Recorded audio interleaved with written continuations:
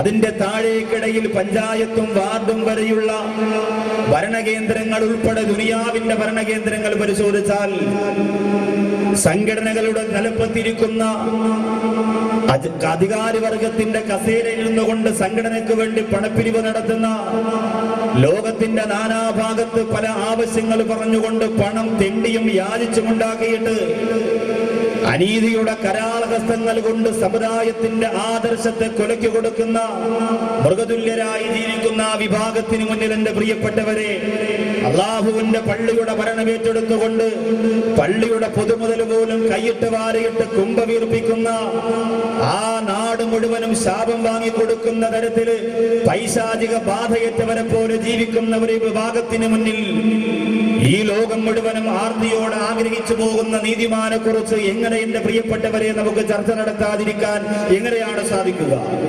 അതുകൊണ്ട് ആ ഒരു സ്വപ്നലോകത്തേക്കൊന്ന് കടന്നുപോയിട്ട് അള്ളാഹുവിനോട് വ്യക്തിപരമായി ഒരു നീതി പുലർത്തുന്ന, ഭാര്യയോട്, മക്കളോട്, കുടുംബത്തോട്, നമുക്ക് കിട്ടിയിരിക്കുന്ന ജോലിയോട്, തൊഴിലിനോട്, അള്ളാഹു തന്നിരിക്കുന്ന സമ്പത്തിനോട്, ആരോഗ്യത്തിനോട്, അഭിവൃദ്ധിയോട്, അനുഗ്രഹത്തിനോട്, അതിർപ്പങ്ങളോട്, അനുഭവങ്ങളോട്, അനുഗ്രഹങ്ങളോട് നീതി പുലർത്തുന്ന ഒരു വ്യക്തിയാകാൻ വേണ്ടി മാത്രം ഒരു ശ്രമം നടത്തുക. എന്നിട്ട് ആ മഹാനായ നീതിമാൻ നമുക്ക് തന്ന പാഠങ്ങൾ കൊണ്ടുകൊണ്ട് പിരിഞ്ഞു പോകുക. അള്ളാഹു തൗഫീഖ് തരട്ടെ. ആ വ്യക്തി ആരായിരിക്കുമെന്ന് ഇപ്പോൾ തന്നെ ഞാൻ പറയാതെ നിങ്ങളുടെ മനസ്സിലേക്ക് തെളിഞ്ഞു വന്നിട്ടുണ്ടാവും. ആ വ്യക്തിയുടെ മനോഹരമായ ചരിത്രത്തിലേക്ക് കടന്നു പോകുന്നതിന് മുമ്പ് പ്രിയമുള്ളവരെ, അറേബ്യയിൽ ഉക്കാൽ ചന്ത എന്ന് പറയുന്ന ഒരു ചന്തയുണ്ട്. ഏറ്റവും വലിയ മല്ലന്മാരും വില്ലന്മാരും മത്സരിക്കാൻ വരുന്ന ഒരു ചന്തയാണ് ഉക്കാൽ ചന്ത എന്ന് പറയുന്നത്. അവിടെ ഓരോ പ്രാവശ്യവും ഗുസ്തി മത്സരം നടക്കാറുണ്ട്, മൽപ്പിടുത്തം നടക്കാറുണ്ട്. ഏറ്റവും അധികം വിജയിക്കുന്ന നൂറുകണക്കിന് വില്ലന്മാരെ അടിച്ച് തറപറ്റിച്ചിട്ട് തലയെടുപ്പോടുകൂടി ആരാണോ യശസ്സോടുകൂടി തല ഉയർത്തി നിൽക്കുന്നത്, ആ വ്യക്തിയെ പിടിച്ചുയർത്തിയിട്ട് അന്ന് മുതൽ പിന്നെ അവിടുത്തെ ജനങ്ങളൊക്കെ ആ വ്യക്തിയുടെ ആളായി മാറുന്ന ഒരു രംഗം ഉക്കാൽ ചന്തയുടെ ചരിത്രത്തിൽ നമുക്ക് കാണാൻ കഴിയും. അങ്ങനെ ഉക്കാൽ ചന്തയിൽ ഒരു ഗജവീരനാര, ഒരു വലിയ ഗാംഭീര്യത്തിനുടമയായ ഒരു മനുഷ്യൻ വന്ന് ഒരുപാട് പേരെ അടിച്ച് തകർത്ത് തരിപ്പണമാക്കിക്കൊണ്ടിരിക്കുമ്പോൾ ഇനി ആരുണ്ടടാ എന്ന് ചോദിച്ചുകൊണ്ട് വിദേശത്ത് നിന്ന്, ദൂരസ്ഥലത്ത് നിന്ന് ഉക്കാൽ ചന്തയിലേക്ക് കടന്നു വന്നുകൊണ്ട് വെല്ലുവിളിച്ചപ്പോൾ ഉക്കാൽ ചന്തയുടെ നാനാഭാഗത്ത് ഒരുമിച്ച് കൂടി നിൽക്കുന്ന ജനങ്ങളൊക്കെ അത്യത്ഭുതത്തോടെ കാത്തിരുന്നു. ആരുമില്ലല്ലോ ഇവനെ ഇവന്റെ മുമ്പിൽ നിന്ന് തടിമിടുക്കോടുകൂടി ഇവനെ പരാജയപ്പെടുത്തിയിട്ട് നാടിന്റെ വീറും വാശിയും തന്റെ ഇടവും വീണ്ടെടുക്കുവാൻ ഇവിടെ ആണായി പിറന്നവരാരുമില്ലല്ലോ എന്ന് പറഞ്ഞുകൊണ്ട് കാത്തിരിക്കുമ്പോൾ ആയിരക്കണക്കാറ് ജനങ്ങളെ വരിഞ്ഞു മാറ്റിയിട്ട് നീളമുള്ള രണ്ട് കൈകളതാ കടന്നു വരികയാ. ഉക്കാൽ ചന്തയുടെ നാലു ഭാഗത്ത് തിങ്ങിക്കോടി നിൽക്കുന്ന ജനങ്ങളെ വരിഞ്ഞു മാറ്റിയിട്ട് ആരടാ എന്റെ നാടിന്റെ ഉക്കാൽ ചന്തയ്ക്കകത്ത് വന്നുകൊണ്ട് എന്റെ നാട്ടിലുള്ള ചെറുപ്പക്കാരെ വെല്ലുവിളിക്കുന്നതെന്ന് ചോദിച്ചുകൊണ്ട് കടന്നു വരികയാ. ജനങ്ങളെല്ലാവരും ആ വ്യക്തിയെ നോക്കണമെങ്കിൽ തല ഇങ്ങനെ ഉയർത്തി നോക്കണമായിരുന്നു. കാരണം അത്രത്തോളം ഉയരമുണ്ട്.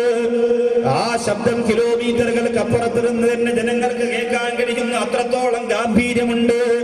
കടന്നു വന്നുകൊണ്ട് ഉക്കാൽ ചന്തയുടെ നിറകയിലേക്ക് വന്നിട്ട് ഞാനുണ്ടടാ എന്ന് വിരിഞ്ഞ മാറിടത്തിലേക്ക് തന്റെ പതിഞ്ഞ കൈ കൊണ്ട് നടിച്ചിട്ട് ശബ്ദഗാംഭീര്യത്തോടെ മറുപടി പ്രഖ്യാപിച്ചപ്പോൾ ഒരുപാട് പേര് അടിച്ച് തറപറ്റിച്ചിരിക്കുന്ന വില്ലനുണ്ടല്ലോ, ഈ വ്യക്തിയുടെ പേരെന്തെന്ന് ചോദിച്ചപ്പോഴാ അവിടെ കൂടി നിൽക്കുന്ന ജനങ്ങൾ ഒന്നാകെ ഒരുമിച്ച് വിളിച്ചു പറഞ്ഞത് ഉമർ ബിനുൽ ഖത്താബ്,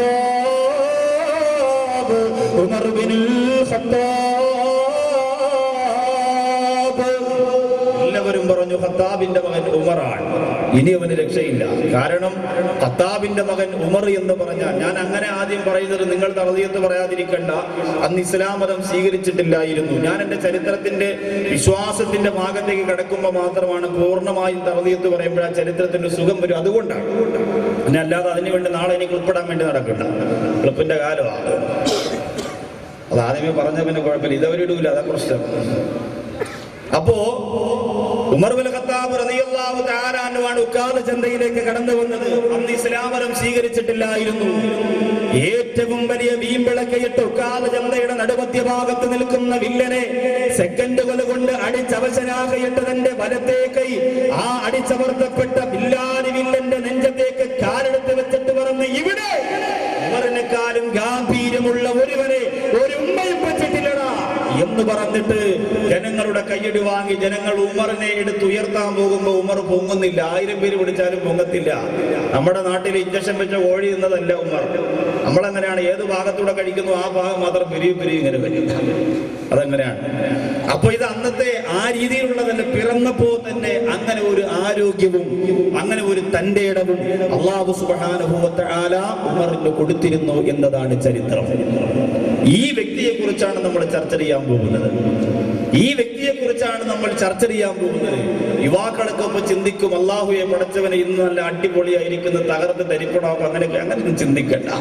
ഇതിപ്പോ ആദ്യം പറഞ്ഞപ്പോ ഇങ്ങനെ ഒരു ഗാംഭീര്യത നിങ്ങൾക്ക് തന്നത് അതാ ഉമർ ഇബ്നുൽ ഖത്താബ് റളിയല്ലാഹു അൻഹു ആയതുകൊണ്ടാണ്. നമുക്ക് നമ്മുടെ ജീവിതത്തെ മാറ്റണം, അല്ലാതെ ഒരു വിപ്ലവം നടത്തലല്ല, വിപ്ലവം സൃഷ്ടിച്ചുകൊണ്ട് കടന്നു പോകലല്ല. ഉമർ ഇബ്നുൽ ഖത്താബ് റളിയല്ലാഹു തആല അൻഹുവിന്റെ ജീവിതത്തിലേക്ക് കടന്നു വരാം. ഖത്താബ് എന്ന് പറയുന്ന ആളായിരുന്നു ഉമറിന്റെ ഉപ്പ. ആദ്യകാലത്ത് ഖത്താബിന് ധാരാളം ഭാര്യമാരുണ്ടായിരുന്നു. ആ ഭാര്യമാരൊന്നും ആൺമക്കളെ പ്രസവിച്ചിരുന്നില്ല. എല്ലാവരും പ്രസവിക്കുന്നത് പെൺമക്കളെയാണ്, ആകെ പെൺമക്കൾ. ഓരോ പ്രസവം കഴിയുമ്പോഴും ഖത്താബ് ചെന്ന് ചോദിക്കും, ആണാണോ പെണ്ണാണോ? അകത്തുനിന്ന് മറുപടി വരും, ഇതും പെണ്ണാണ്. ഖത്താബ് നിരാശയോടെ മടങ്ങി വരും. അങ്ങനെ കാത്തിരുന്ന അവസാനം ഖത്താബിന്റെ ഭാര്യമാരിൽ ഹന്തമ എന്നറിയപ്പെടുന്ന ഭാര്യ ഗർഭവതിയായി. ഹന്തമയോട് പറഞ്ഞു, നീ പ്രസവിക്കുന്നതൊരു ആൺകുട്ടിയെ അല്ലെങ്കിൽ നിന്റെ കഴുത്തറുക്കുമെന്ന വിപ്ലവം മുടക്കി, വീരവാദം മുഴക്കി ഉമർ തകർത്താടിയപ്പോൾ ഹന്തമ പേടിച്ചു വരണ്ടു. അവസാനം ഹന്തമ പ്രസവിച്ചു. ഹന്തമ പ്രസവിച്ചപ്പോൾ ജനങ്ങളെല്ലാവരും കാണുകയാണ് ആ ഖത്താബിന്റെ സന്തോഷം. സുബ്ഹാനല്ലാഹ്, ഹന്തമ എന്ന് പറയുന്ന ഖത്താബിന്റെ ഭാര്യ പ്രസവിച്ചു കൊടുത്തത് നല്ല ചുണക്കുട്ടനായ ആൺകുട്ടിയായിരുന്നു. സാധാരണ ഒരു ഉമ്മയുടെ ഉദരത്തിൽ നിന്ന് അത്രത്തോളം ഗാംഭീര്യമുള്ള ഒരു ആൺകുട്ടി ഇതുവരെ ഇറങ്ങി വന്നിട്ടില്ല. നല്ല ഉയരമുള്ള, നല്ല ഭാരമുള്ള, നല്ല നിറമുള്ള, ഓരോ മുഖത്തിന്റെയും കൈകാലിന്റെയും ശരീരഭാഷ്യത്തിന്റെയും ഓരോ ഭാഗങ്ങൾ നോക്കിയാൽ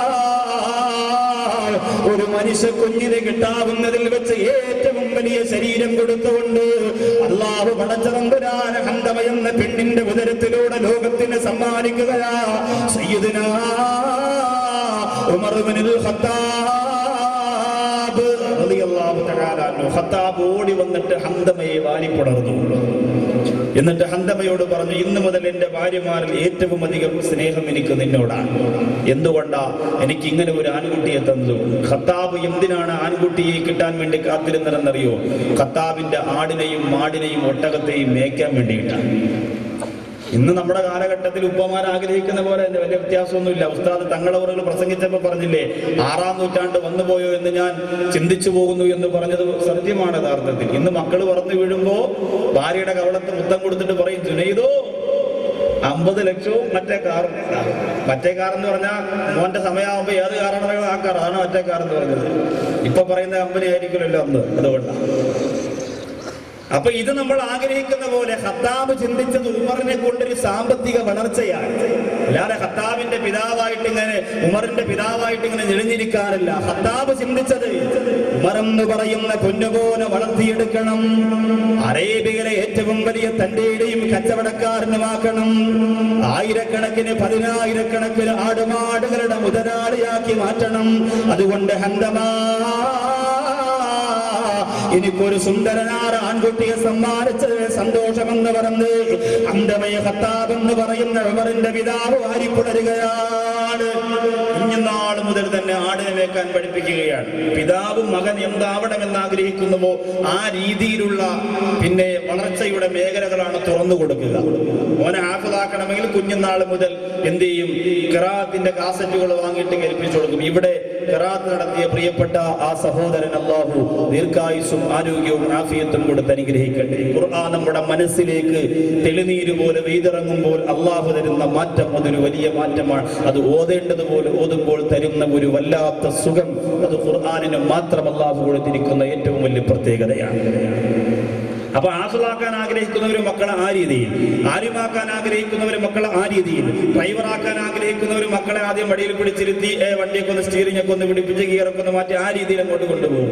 ഗൾഫിലേക്ക് കൊണ്ടുപോകാൻ ആഗ്രഹിക്കുന്നവർ ആപ്പാടെ പാസ്പോർട്ടൊക്കെ എടുത്ത് കാണിച്ച് ചക്കരക്കുട്ട കണ്ടോടാ പാപ്പച്ചിരിക്കണ കണ്ടോ, 18 വയസ്സിൽ എടുത്തതാ മക്കൾക്ക് 18 വയസ്സാവട്ടെ എടുത്ത് കാണിക്കും. കച്ചവടക്കാരാണെങ്കിലോ നേരെ മോനെ കടയിൽ കൊണ്ടുപോയി കള്ളത്തൂക്കൊക്കെ പഠിപ്പിച്ച് മക്കളെ ത്രാസിന്റെ അടിയിൽ ഇങ്ങനെ ഒട്ടിച്ച് വെച്ച് പതുക്കെ ഇങ്ങനെ 1.5 കിലോ പഞ്ചസാര ചോദിക്കുമ്പോൾ 1/2 കിലോ കൊടുക്കണം, 75 കിലോ മാറ്റണം, അങ്ങനെ ചാക്കുന്നത് മാറ്റണം, കൊലയുന്നത് മാറ്റണം, അതൊക്കെ ഇങ്ങനെ പഠിപ്പിച്ചു കൊടുക്കും. കൂടെ കൊണ്ടു നടന്ന് എന്താണോ ആകേണ്ടത് ആ രീതിയിൽ അങ്ങനെ ആക്കി പഠിപ്പിച്ചു കൊടുക്കാനുള്ള ശ്രമം നടത്തും. ഖത്താബ് ചെയ്തത് അങ്ങനെയാണ്.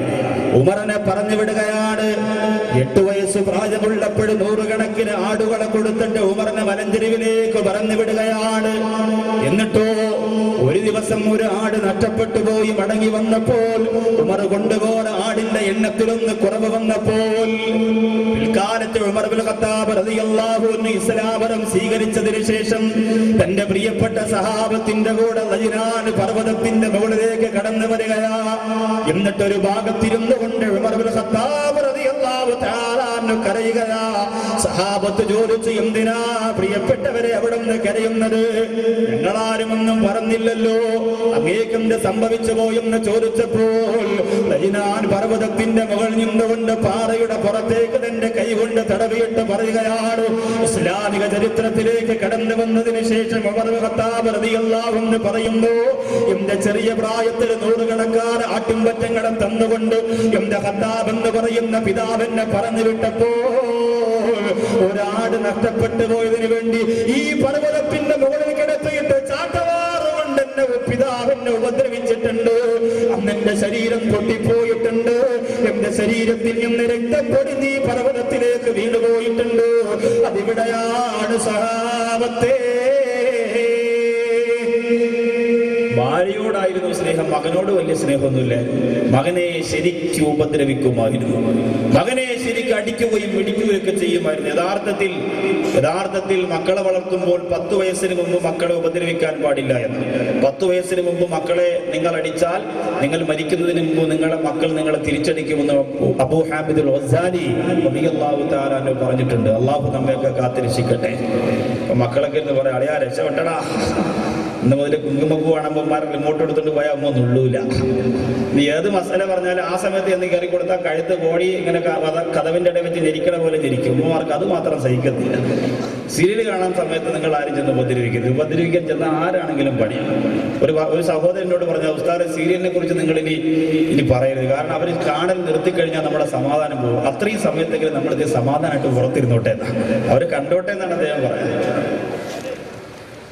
സഹോദരിമാര് പറയും, വേണ്ടെന്ന് പല പ്രാവശ്യം പറഞ്ഞത്, ആയിഷ നിർബന്ധിച്ചിട്ട് വന്നത്, ഇപ്പോൾ ആയിരിക്കണം ഒത്തും നമ്മൾ കേൾക്കേണ്ടി വരുമല്ലോ. അങ്ങനെയല്ല, ഇന്ന് നിങ്ങൾക്കൊന്നും അങ്ങനെ വലിയ പണി കിട്ടണ ഭാഗമൊന്നുമല്ല. ഇന്ന് പുരുഷന്മാർക്ക് ശരിക്കും കാര്യമായിട്ട് പറയേണ്ടി വരും. അല്ലാഹു സുബ്ഹാനഹു വ തആല ജീവിതത്തിൽ നസീഹത്ത് കൊണ്ടൊരു മാറ്റം നമുക്ക് തെരുമാറാകട്ടെ. അങ്ങനെ ഉമർ എന്ന് പറയുന്ന ആ പൊന്നുമകൻ വളർന്നു വരികയാണ്. പിതാവിന്റെ ഉപദ്രവവും അടിയും ഇടിയും ഒക്കെ കിട്ടിയെങ്കിലും കൈകാലിന്റെ നീളത്തിനൊന്നും കുറവില്ല, ഭക്ഷണത്തിനൊന്നും ഒരു കുറവില്ല. നല്ല ശരീരത്തിന് ഒത്ത തടിയും നല്ല വടിവുമായിട്ട് ഇങ്ങനെ വളർന്നു പന്തലിച്ചു വന്നു. ഒരാള് താഴെ നിന്ന് മുകളിലോട്ട് നോക്കിയെങ്കിൽ മാത്രമേ മുഖം കാണാൻ പറ്റുള്ളൂ. തൃശ്ശൂരിൽ നിന്ന് പവ്വക്കോടേക്ക് ഉമർ ഇബ്നുൽ ഖത്താബ് റളിയല്ലാഹു തആല വരണമെങ്കിൽ ഓട്ടോ പിടിക്കേണ്ട കാര്യമൊന്നുമില്ല. ഓട്ടോ വിളിക്കുന്ന സമയം കൊണ്ട് 2 കാല് വെച്ച് ഇവിടെ എത്താം. അങ്ങനെ വലിയ അവയവങ്ങൾക്ക്, കാലിന് വളരെ നീളമുള്ള, അവിടെ ആ നാട്ടുകാരിൽ ഏറ്റവും വലിയ ഗാംഭീര്യമുള്ള ശബ്ദമാകട്ടെ, മാരടമാകട്ടെ, കൈകാലുകളാകട്ടെ, കണ്ണുകളാകട്ടെ, ശിരസിന്റെ മുടി പോലും ആ പ്രത്യേകത അല്ലാഹു സുബ്ഹാനഹു വ തആല കൊടുത്തു തന്നെ പടച്ചു ഉമർ ഇബ്നുൽ ഖത്താബ് റളിയല്ലാഹു തആല അൻഹുവിനെ. പക്ഷേ ആദ്യ കാലത്തിലൊന്നും ഇസ്ലാം മതത്തിൽ സ്വീകരിക്കുന്നതിന് വലിയ മടിയായിരുന്നു, ഇസ്ലാമിനോട് വലിയ വെറുപ്പായിരുന്നു. ഇസ്ലാം എന്ന് കേൾക്കുമ്പോ കലിയ. ഉമർ ഇങ്ങനെ വളർന്ന് പന്തലിച്ചു നിന്നപ്പോൾ ആ സമയത്താണ് ഉമർ എന്ന് പറയുന്ന ധീരനായ മനുഷ്യൻ മക്കയുടെ ദർഗയിൽ നിന്നുകൊണ്ട് രാജാവിനെ പോലെ വില്ലനായും മല്ലനായും ജീവിച്ചു കൊണ്ടിരിക്കുമ്പോഴാണ് സുബ്ഹാനല്ലാഹ്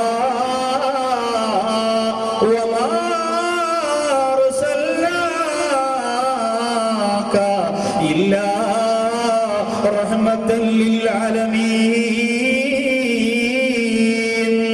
സർവ്വലോകത്തിനും അനുഗ്രഹരാജാവായ അല്ലാഹു പറഞ്ഞുവിട്ട മദീനയുടെ വിളക്കേ നബി മുഹമ്മദ് മുസ്തഫ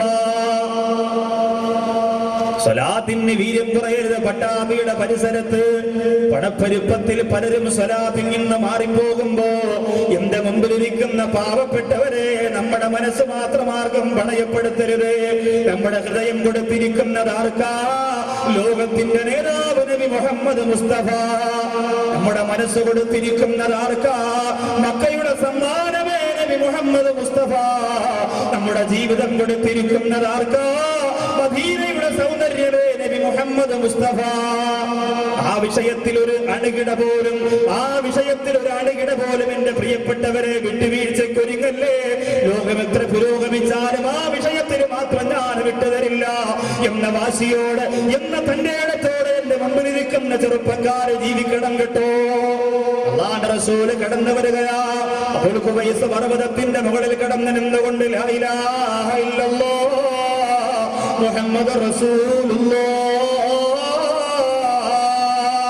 എന്ന ഇസ്ലാമിന്റെ തൗഹീദിന്റെ മന്ത്രധ്വനി ഉച്ചത്തിൽ വിളിച്ചു പറഞ്ഞുകൊണ്ട് അന്ന് വരെ അല്ലമീനും സോദിക്കും വിശ്വസ്തനും സത്യസന്ധനും എന്നൊക്കെ ജനങ്ങൾ വിളിച്ചിരുന്ന മുഹമ്മദ് എന്ന് പറയുന്ന വ്യക്തിയെ ജനങ്ങൾ കല്ലെറിയാൻ തുടങ്ങുകയാണ്. എന്തിന്റെ പേരിൽ? ഈ ആരാധനകളൊക്കെ നിർത്തിയിട്ട് ഏക ദൈവത്തിൽ വിശ്വസിക്കണമെന്നും അവിടുത്തെ റസൂലാണ് ഞാനെന്നും പ്രഖ്യാപനം നടത്തിയതിന്റെ പേരിലാണ്. അതെങ്ങനെ പറന്നു പന്തലിച്ചു. കുറച്ചുപേരൊക്കെ ഇസ്ലാം മതം സ്വീകരിക്കുന്നു, മറ്റുള്ളവരൊക്കെ അതിനെ നശിപ്പിക്കാൻ വേണ്ടി ചർച്ചകൾ നടത്തുന്നു. ഈ വാർത്ത ആരുടെ ചെവിയിലും എത്തി?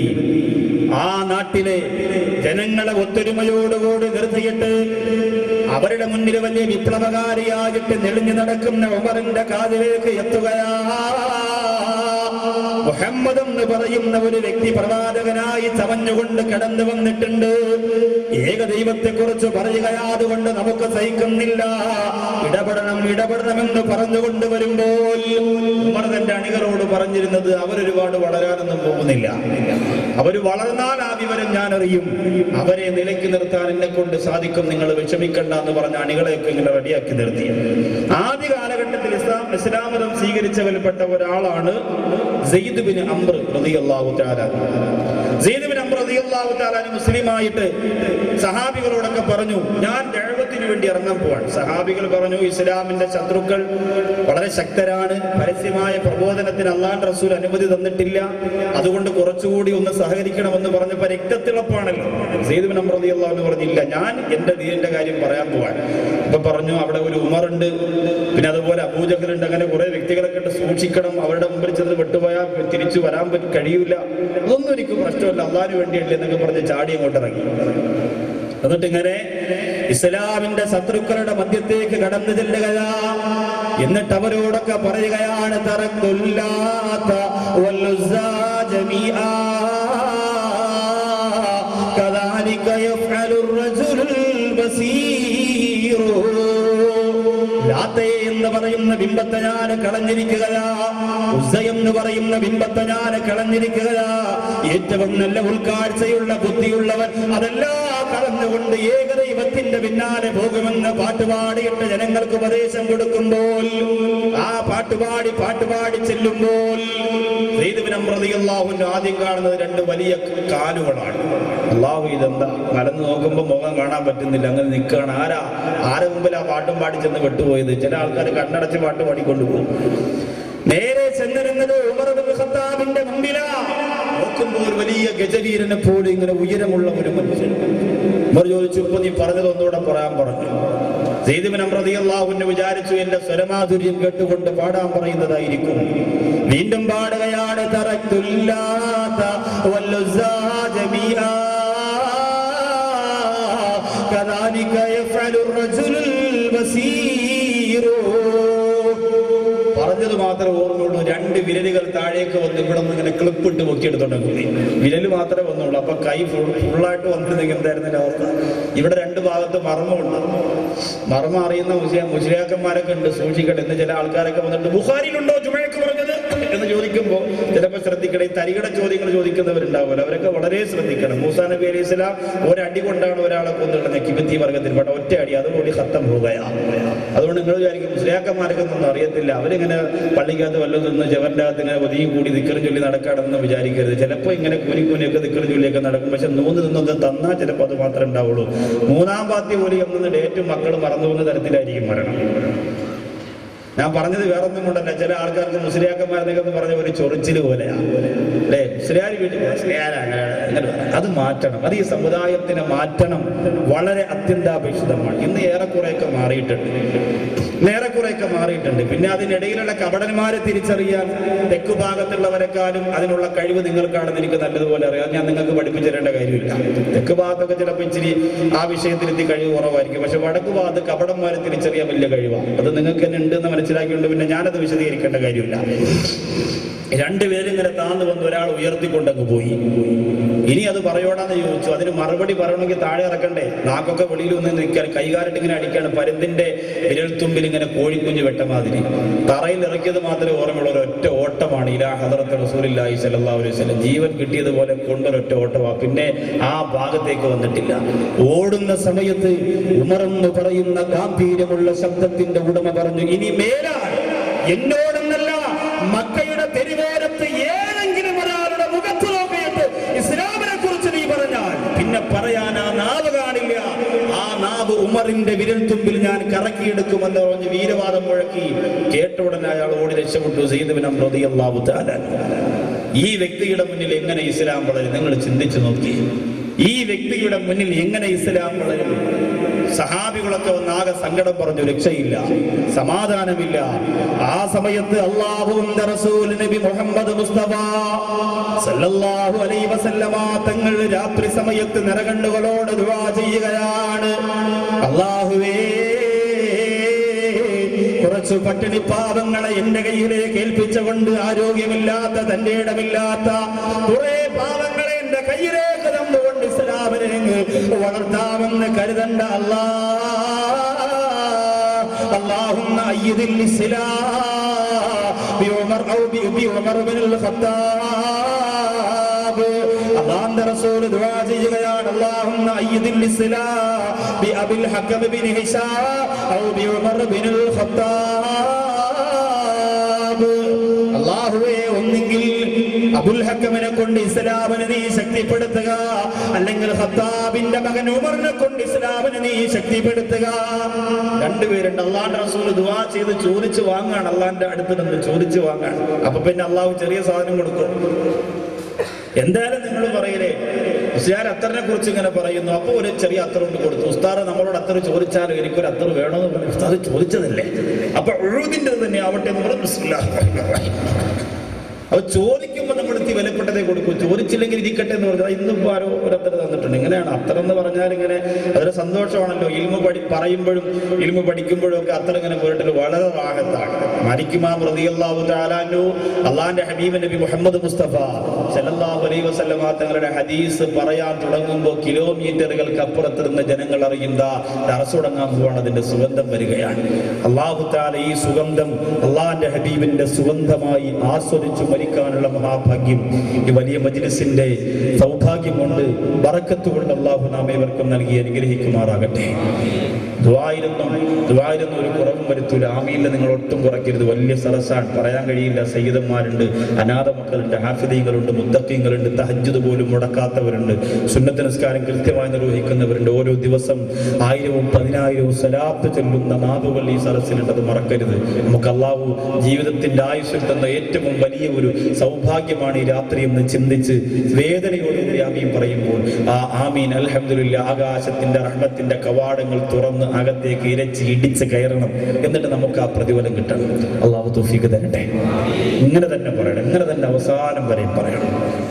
അപ്പോൾ ഞാൻ പറഞ്ഞു വന്നത് അല്ലാഹുവിന്റെ റസൂലിന്റെ ദുആയാണ്. അല്ലാഹുവേ, എനിക്ക് തന്നേ മതിയാകു പടച്ചവനെ. ഒന്നെങ്കിൽ അബുൽ ഹക്കം ബിൻ ഹിശാം ഔ ബിഉമർ ബിനുൽ ഖത്താബ്. 2 പേരിൽ ആരെങ്കിലും ഒരാളെ തന്നാ മതി. 2 പേരും വലിയ തന്റേടികളാണ്, നല്ല ഉയരവും തടിയൊക്കെ ഉണ്ട്. പക്ഷെ 2-ൽ ഒരാൾക്ക് ഇച്ചിരി ബുദ്ധി കുറവാണ്. അതാർക്കാന്ന് പറയാതെ തന്നെ അറിയാലോ. അബുൽ ഹക്കം എന്ന് പറഞ്ഞാൽ ഇന്ന് നമ്മൾ അറിയപ്പെടുന്ന അബൂ ജഹൽ ലഅനത്തുല്ലാഹിയാണ്. അബൂ ജഹൽ എന്ന് പറഞ്ഞാൽ ലോകത്ത് ആരൊക്കെ വിവരമില്ലാത്തവരുണ്ടോ അവരെയൊക്കെ വാപ്പ എന്നാണ് പേര്. മക്കൾക്ക് പേരിടുമ്പോൾ അബൂ ജഹൽ എന്ന് ഇട്ടാണ് എഴുതിയത്. ചില ആൾക്കാർ അങ്ങനെയാണ് പേരിടുമ്പോൾ. ഒരു സഹോദരന്റെ പേരാണ് മുഹമ്മദ് അനിൽ. മുഹമ്മദ് അനിൽ എന്താന്ന് ചോദിച്ചപ്പോൾ പറഞ്ഞ ഉസ്താദിന്റെ പ്രസംഗത്തിൽ നിന്ന് നമ്മൾ ഡൗൺലോഡ് ചെയ്ത് എടുത്തതാണ്. ആഖിറു ദഅവാന അൽഹംദുലില്ലാഹി റബ്ബിൽ ആലമീൻ. ആ അനിലായി അനിൽ അതാണ് ഇന്നത്തെ അവസ്ഥ. അതുകൊണ്ട് ഡൗൺലോഡ് ചെയ്യുമ്പോൾ ആലോചിക്കണം. അബൂബക്കറിന്റെ കൂടെ അബൂജഹൽ പറഞ്ഞിട്ടുണ്ടെങ്കിൽ മൂത്തവൻ അബൂബക്കർ, രണ്ടാമത്തെ അബൂജഹൽ എന്ന് പറഞ്ഞ് പേരിടരുത്. ഒരു ഹിന്ദുവായ സഹോദരൻ എല്ലാവരും ഹലാൽ ചിക്കൻ എന്ന്, ഹിന്ദുക്കളും ക്രിസ്ത്യാനികളും ഇപ്പൊ ചിക്കൻ കടക്കി ഹലാൽ ചിക്കൻ എന്നാണ് പേര്. അങ്ങനെ അദ്ദേഹം ഒരു വെറൈറ്റി ആയിട്ട് ഒരു പേര് വെച്ചു. ഹലാൽ പോലെ വേറൊരു പേര് പറയാം ഉപ്പാപ്പയുടെ. ഉപ്പാപ്പ പറഞ്ഞ ഹറാം എന്ന് പറഞ്ഞു. അങ്ങനെ അയാൾ കടയിൽ എഴുതി വെച്ചു ഹറാം ചിക്കൻ എന്ന്. ആരെങ്കിലും ഉപയോഗിക്കുക. അപ്പൊ അതുപോലെ അവരുടെ മക്കൾക്ക് പേരിടുമ്പോൾ ശ്രദ്ധിക്കണം.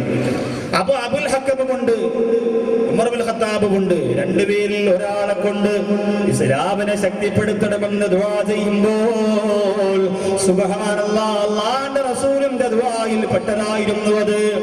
പക്ഷേ ഇവിടെ എന്താ സംഭവിക്കുന്നത്? ജനങ്ങളെല്ലാവരും ഓരോ ദിവസവും വന്നിട്ട് ഉമർ ബിൻ ഖത്താബിനോട് പറയുന്നു, സഹിക്കുന്നില്ല ഉമറേ, ഈ തടിയും തന്റെ ഇടവും കൊണ്ട് നീ ഇങ്ങനെ മക്കയിലിരിക്കുമ്പോ അവിടെ ഏകദൈവ വിശ്വാസത്തിന്റെ കഥ പറഞ്ഞുകൊണ്ട്, ചരിത്രം പറഞ്ഞുകൊണ്ട് മുഹമ്മദ് അങ്ങ് വളരുകയാ, മുഹമ്മദിന്റെ പാർട്ടി ഇങ്ങ് വളരുകയാ. അതുകൊണ്ട് സഹിക്കാൻ കഴിയുന്നില്ല ഉമറേ, ആ പ്രസ്ഥാനം ഇങ്ങനെ വളർന്ന് പന്തലിച്ചുകൊണ്ടിരിക്കുകയാ. അതുകൊണ്ട് ഉമറേ, ആ മുഹമ്മദിനെ വകവരുത്തണമെന്ന് വേണ്ടപ്പെട്ടവർ ഉമറിനോട് പറഞ്ഞപ്പോൾ ഗർജിക്കുന്ന സ്വരത്തോട് ആ മുഹമ്മദിന്റെ തലയിടപ്പെട്ടല്ലാതെ ഇനി എന്റെ കൊട്ടാരത്തിലേക്ക് ഞാൻ മടങ്ങില്ല എന്ന് പറഞ്ഞുകൊണ്ട് ഉറയിൽ നിന്ന് വാട് വലിച്ചു വരികയാ. സുബ്ഹാനല്ലാഹ്, മക്ക വിറച്ചു പോയ രംഗമാണ്. തമാശയില്ല ചെറുപ്പക്കാരാ. ഉമർ എന്ന് പറയുന്ന ഒരു വ്യക്തി തന്റെ ഉറയിൽ നിന്ന് വാളൂരി എടുത്തിട്ടുണ്ടെങ്കിൽ ആ വാളില് രക്തത്തിന്റെ നിണപടിയാതെ ഒരിക്കലും ആ വാളുറയിലേക്ക് തിരിച്ചു വെച്ചിട്ടില്ല.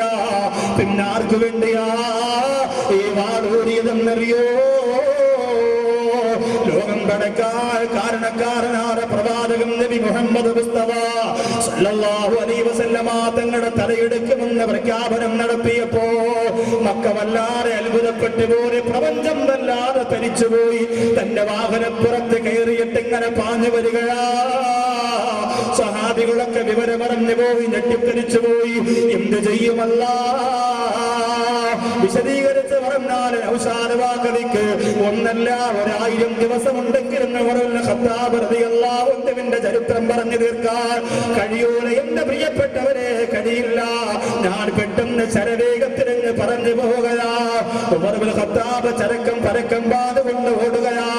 അയിന മുഹമ്മദ്, അയിന മുഹമ്മദ്, അയിന മുഹമ്മദ്, അയിന മുഹമ്മദ്. എവിടെ മുഹമ്മദ്? എവിടെ മുഹമ്മദ്? ഇപ്പൊ എവിടെയാ? സഞ്ചരിക്കുന്ന വഴിത്താരകളൊക്കെ അത്ഭുതപ്പെട്ട് ഭയന്ന് വിറച്ച് മാറി നിൽക്കുന്നു.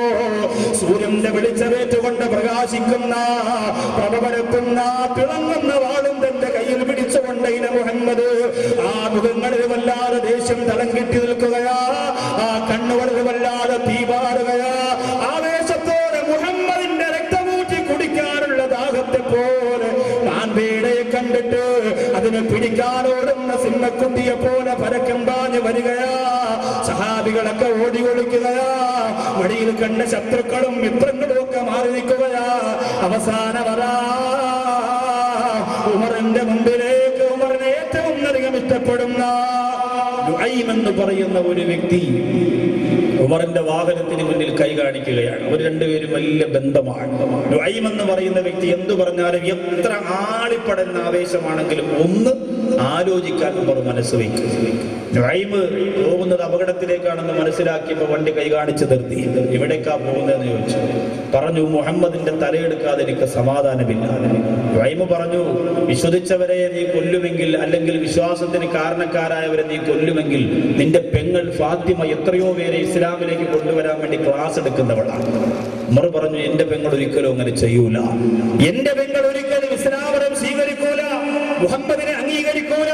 എന്ത് ചെയ്താലും എന്നോട് പറയുന്ന എന്റെ പെങ്ങൾ ഇസ്ലാമിനെ കുറിച്ച് എന്നോട് ചോദിക്കാതെ ഉൾക്കൊള്ളില്ല എന്ന് പറഞ്ഞപ്പോൾ നുഐം പൊട്ടിച്ചിരിച്ചുകൊണ്ട് പറഞ്ഞു, ഉമറേ, തടി മാത്രം പോലെ ബുദ്ധി വേണം ഉമറേ, നിന്റെ ഫാത്തിമ മുസ്ലിമായിരിക്കുകയാണ്. ഉമറിന് ആവേശം വന്നു, പെട്ടെന്ന് ദേഷ്യവും വന്നു. നുഐമിനോട് പറഞ്ഞു, എന്നാൽ മുഹമ്മദിന്റെ രക്തം നീ വാളിൽ രണ്ടാമതേ പുരളുകയുള്ളൂ, ആദ്യം നീ വാളെടുക്കാൻ പോകുന്നത് ഫാത്തിമയുടെ തലയായിരിക്കുമെന്ന് പറഞ്ഞ് വാഹനം തിരിച്ചുവിട്ടു. എവിടേക്ക് വിട്ടു? തന്റെ പെങ്ങളുടെ വീട്ടിലേക്ക് വിട്ടു. ചെറിയ ഒരു കുടിലായിരുന്നു ഫാത്തിമ എന്ന് പറയുന്ന. ഉമർ ഇബ്നുൽ ഖത്താബ് റളിയല്ലാഹു അൻഹുവിന്റെ പെങ്ങൾ താമസിച്ചിരുന്നത് ചെറിയ ഒരു കുടിലായിരുന്നു. സുബ്ഹാനല്ലാഹ്. ആ കുടിൽ ലക്ഷ്യമാക്കിയിട്ട് പരക്കം പാഞ്ഞ് ഓടി വരികയാണ് വിഭ്രാന്തിയോടെ, തന്റെ ഇടത്തോട് തീപാറുന്ന കണ്ണുകളോട് തിളങ്ങുന്ന വാളും പിടിച്ചുകൊണ്ട് ഫാത്തിമയുടെ കൊട്ടാരം എന്ന് പറയുന്ന ആ കാലഘട്ടത്തിലെ മനസ്സുകൊണ്ട് ഏറ്റവും അധികം സന്തോഷത്തോടെ സമാധാനത്തോടെ കുടിലാണെങ്കിലും കൊട്ടാരത്തിന്റെ സുഖത്തോടെ കിടന്ന ഫാത്തിമ ഇസ്ലാമിലേക്ക് കടന്നു വന്നതിന് ശേഷം സ്വസ്ഥതയും സമാധാനം ലഭിച്ചപ്പോ കുടില് പോലെ കൊട്ടാരത്തിന്റെ സുഖം കൊടുത്തു പോയ ഫാത്തിമ ആ ഫാത്തിമയുടെ തലയെടുക്കാൻ വേണ്ടിയിട്ട് ആ ഭവനത്തിലേക്ക് പാഞ്ഞു വരുമ്പോൾ ആ കുടിലിന്റെ അകത്ത് എന്താ നടക്കുന്നതെന്നറിയുമോ? ജബൽ ഹിറ ഗുഹ തന്നിലുതോ ിരിക്കുമ്പോ ജഗം പ്രഭ പരത്താൻ വഴിയേകിയേ ജഗപരിപാലനത്തിനാഥൻ വികറോ ശിബിരിലു ഇറയിൽ വന്നോദിയേ. ആ ഫാത്തിമ എന്ന് പറയുന്ന ഉമർ ഇബ്നുൽ ഖത്താബിന്റെ പെങ്ങളുടെ വീട്ടിന്റെ അകത്ത് ഖുർആൻ പഠിക്കുകയാ, ഖുർആൻ പഠന ക്ലാസ് നടന്നുകൊണ്ടിരിക്കുകയാ. ആരാണ് പഠിപ്പിച്ചു കൊടുക്കുന്നതെന്നറിയുമോ? ഖബ്ബാബ് ഇബ്നുൽ അറത്ത് റളിയല്ലാഹു തആല ഖുർആൻ പഠിപ്പിച്ചു കൊടുക്കുന്നു. പരിശുദ്ധ ഖുർആനിന്റെ സൂറത്ത് ത്വാഹ, സൂറത്തിന്റെ ആദിവചനങ്ങൾ അങ്ങോട്ട് പാരായണം ചെയ്ത് പഠിച്ചുകൊണ്ടിരിക്കുമ്പോഴാണ് ഗർജനം മുഴങ്ങുന്ന ഗാംഭീര്യത്തോടെ വാതിൽ ഒരൊറ്റ മുട്ടും ഒരു നിലവിളിയും. ഫാത്തിമ ഒരൊറ്റ വിളി. ഈ വിളിച്ചപ്പോ തന്നെ ഫാത്തിമയുടെ ഭർത്താവ് അകത്തുണ്ട്, ഖുർആൻ പഠിപ്പിക്കുന്ന ഖബ്ബാബുൽ അറത്ത് റളിയല്ലാഹു അൻഹു അകത്തുണ്ട്. ഫാത്തിമയുടെ ഭർത്താവ് ചാടി എഴുന്നേറ്റിട്ട് പറഞ്ഞു, 3 മയ്യത്തിന്റെ കാര്യത്തിൽ തീരുമാനമായി. പെങ്ങള് ചോദിച്ചു, എന്തേ? ഇതുവരെ ഒന്നും അറിഞ്ഞില്ല. ഇത്രയും ഗാംഭീര്യത്തിൽ ഫാത്തിമ എന്ന് വിളിക്കാൻ ഈ മക്കയെ ധൈര്യം നിന്റെ ആങ്ങള ഉമറിന് മാത്രമേ ഉള്ളൂ. ഏതായാലും അള്ളാഹു ഒരു സൗഭാഗ്യം തന്നു, മുസ്ലിമായിട്ട് മരിക്കാനുള്ള ഭാഗ്യം കിട്ടി. മുസ്ലിമായാലും അവര് തീരുമാനിച്ചു. കാരണം ഉമർ വന്നിടത്തിനാന്ന് അവർക്ക് നേരത്തെ തന്നെ തീരുമാനമായി. അപ്പൊ ഫാത്തിമ പറഞ്ഞു, ചിലപ്പോ നമ്മളെ ചോദ്യം ചെയ്യാനും ഉപദ്രവിക്കാനൊന്നും വന്നതായിരിക്കില്ല, എന്നാ തുറന്നു കൊടുത്തോ, കുഴപ്പമില്ല, സന്തോഷം. എന്നിട്ട് ഫാത്തിമയുടെ ഭർത്താവ് ഖബ്ബാബിന്റെ അറത്തിനോട് പറഞ്ഞു, അത്ര എവിടെയെങ്കിലും കയറി ഒന്ന് വിളിച്ചിരുന്നാ നന്നായിരുന്നു. നമ്മൾ രണ്ടുപേരും മരിച്ചു പോലും കുഴപ്പമില്ല, ബാക്കിയുള്ളവർക്ക് ഖുർആൻ പഠിപ്പിക്കാൻ ഒരാളുള്ളത് നല്ലതാണ്. അങ്ങനെ ഖബ്ബാബുൽ അറത്തിനെ മാറ്റിവെച്ചു എന്നാണ് ചരിത്രം. ഒരുപാട് വ്യത്യാസങ്ങൾ ചരിത്രത്തിൽ പല ഭാഗത്തും കാണുന്നുണ്ട്. ഒരു ഭാഗം മാത്രം ഞാനിങ്ങനെ പറഞ്ഞു, അഭിപ്രായ വ്യത്യാസം ഉണ്ടാവാം. അപ്പോൾ ഉമർ രണ്ടാമതും വാതിൽ കൊട്ടി ഫാത്തിമ എന്ന് വിളിച്ചപ്പോൾ, തുറക്കുന്നുണ്ടോ തല്ലിപ്പൊളിക്കണോ എന്ന് ചോദിച്ചപ്പോൾ ഫാത്തിമ പറഞ്ഞു, തുറക്കാം. ഫാത്തിമ വാതിൽ തുറന്നു. ഉമർ ഇബ്നുൽ ഖത്താബ് അകത്തേക്ക് കയറി. ആദ്യം ചോദിച്ചത്, നീ മുസ്ലിമായോ എന്നാണ്. ഫാത്തിമയ്ക്ക് ഇനി കള്ളം പറഞ്ഞിട്ട് കാര്യമില്ല, ഞാൻ മുസ്ലിമായി എന്ന് പറഞ്ഞു. ഞാൻ മുസ്ലിമായി എന്ന് പറഞ്ഞു. നിന്റെ കയ്യിൽ നീ ഇപ്പോൾ പാരായണം ചെയ്തുകൊണ്ടിരുന്ന ഗ്രന്ഥത്തിന്റെ ഏടുകൾ എന്റെ കയ്യിലേക്ക് തരണമെന്ന് പറഞ്ഞു. ഫാത്തിമ പറഞ്ഞു, നിങ്ങൾ എന്തു പറഞ്ഞാലും അത് മാത്രം ഞാൻ ചെയ്യില്ല. ലോകത്ത് വേറെന്ത് വേണമെങ്കിലും ചെയ്യാം, പക്ഷെ ഈ വിഷയം